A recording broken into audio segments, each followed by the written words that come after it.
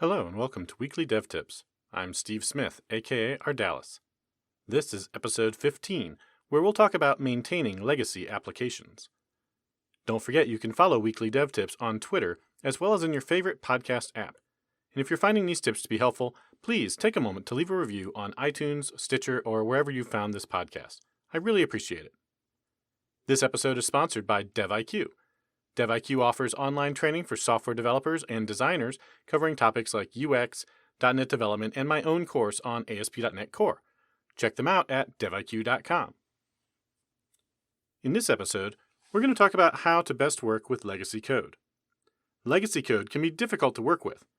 Michael Feathers defines legacy code in his book, Working Effectively with Legacy Code, as code without tests. And frequently it's true that legacy codebases are difficult to test. They're often tightly coupled, overly complex, and weren't written with modern understanding of good design principles in mind. Whether you're working with a legacy codebase that you inherited, or one you wrote yourself over some period of time, you probably have experienced the pain that can be involved with trying to change a large, complex system that suffers from a fair bit of technical debt and lacks the safety net of tests. There are several common approaches to working with such codebases. One simple approach that can be appropriate in many scenarios is to just do as little as possible to the code.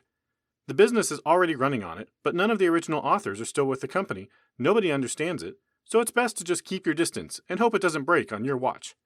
Maybe in the meantime, someone is working on a replacement, but you have no idea if or when that might ever ship.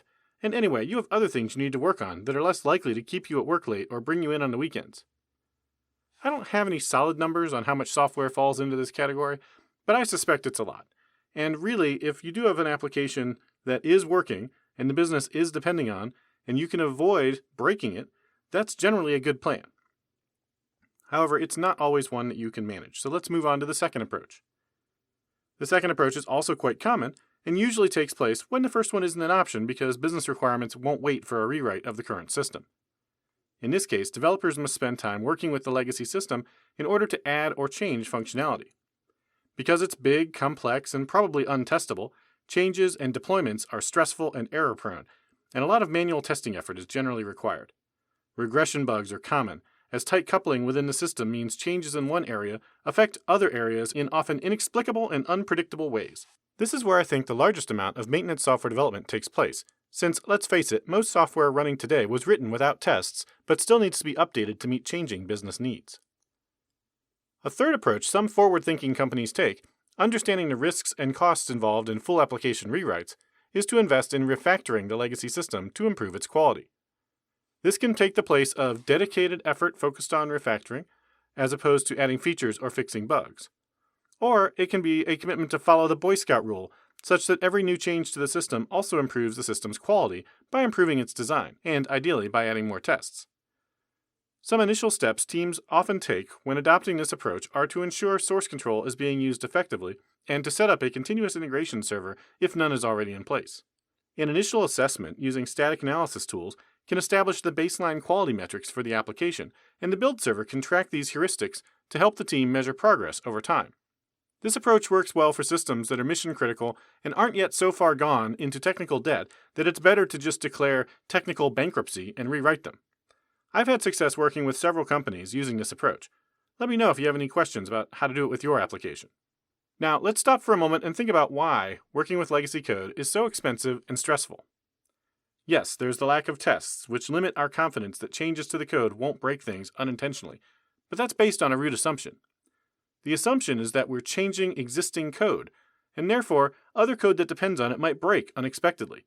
This is especially true in tightly coupled systems.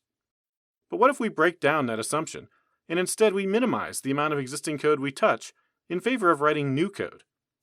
Yes, there's still some risk that our changes to allow incorporating our new code might cause problems, but outside of that, we're able to operate in the liberating zone of greenfield development, at least on a small scale for this one change. Now, when I say write new code, I don't mean go into a method, add a new if statement or else clause, and start writing new statements inside that method. That's pretty much what I consider to be the traditional approach that tends to increase complexity and add technical debt. What I'm proposing instead is that you write new classes. You put new functionality into types and methods that did not exist before. Since you're writing brand new classes, you know that no other code in a system currently has any dependencies on the code you're writing. You're also free to unit test your new classes and methods, since you're able to write them in a way that ensures they're loosely coupled and follow solid principles. So what might this look like in practice? Frequently, the first step will be some kind of refactoring in order to accommodate the use of a new class. Let's say you've identified a big, complex method that currently does the work that you need to change, and in a certain case, you need to do something different. Your de facto approach would be to dive into the nested conditional statements, find the right place to add an else clause, and add the new behavior there. The alternative approach would be to put the new behavior into a new method, ideally in a new type so that it's completely separate from any existing structures. A very basic first step could be to do exactly what you are going to do, that is, go find the spot inside the conditionals to add your else statement, but instead of putting the actual code into that else clause, instantiate your new type and call your new method there instead, passing in any parameters it might require. This works well if what you're adding is fairly complex, since now you have a much easier way to test that complex code rather than going through an already big and complex method to get to it. What's more, that big and complex method might live in a class that's very difficult to instantiate and test, whereas your new class should be trivial to instantiate and call the method where this new code lives. Now, depending on the conditions that dictate when your new behavior should run, you might be able to get out of using the existing big complex method at all. Let's say the existing method is called BigMethod. Move BigMethod into a new class called Original, and wherever you had code calling BigMethod, change it to call new original open close paren dot BigMethod. This is one of those cases where you're forced to change the existing code in order to prepare it for your new code, so you'll want to be very careful and do a lot of testing at this point. If there are a lot of global or static dependencies running throughout BigMethod, then this approach might not work well, so keep that in mind.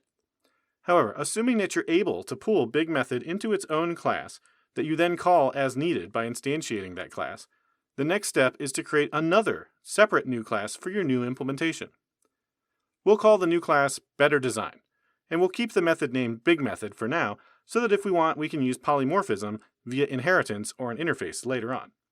Now copy BigMethod from the original class that you just made into your new BetterDesign class, and then modify it so that it only does what your new requirements need. This should mean reducing a ton of the complexity out of that method, since it's only going to do one new thing. You might be able to just literally have it do the steps that it needs to do in that certain case. It should therefore be much smaller and simpler than the big method that you just put inside of the new original class. At this point, find all the places where you're instantiating original and put in a conditional statement so that you'll be able to instantiate BetterDesign instead. Set up this conditional so that you call it under the appropriate circumstances where you need this new behavior. At this point, you should be able to add the behavior you need in this new and testable class without breaking anything that you previously depended on. If you have more than a few places where you need to decide whether to create the original class or your new BetterDesign class that just has one simple method, look at using the factory design pattern. By adjusting the way we maintain legacy systems to maximize how much new behavior we add through new classes and methods, we can minimize the likelihood of introducing regressions. This improves the code quality over time, increases team productivity, and makes the code more enjoyable to work with. If you have experience working with legacy code, please share it in this show's comments at www.weeklydevtips.com/015. That's it for this week. Thanks for listening, and I'll see you next time on weeklydevtips.com.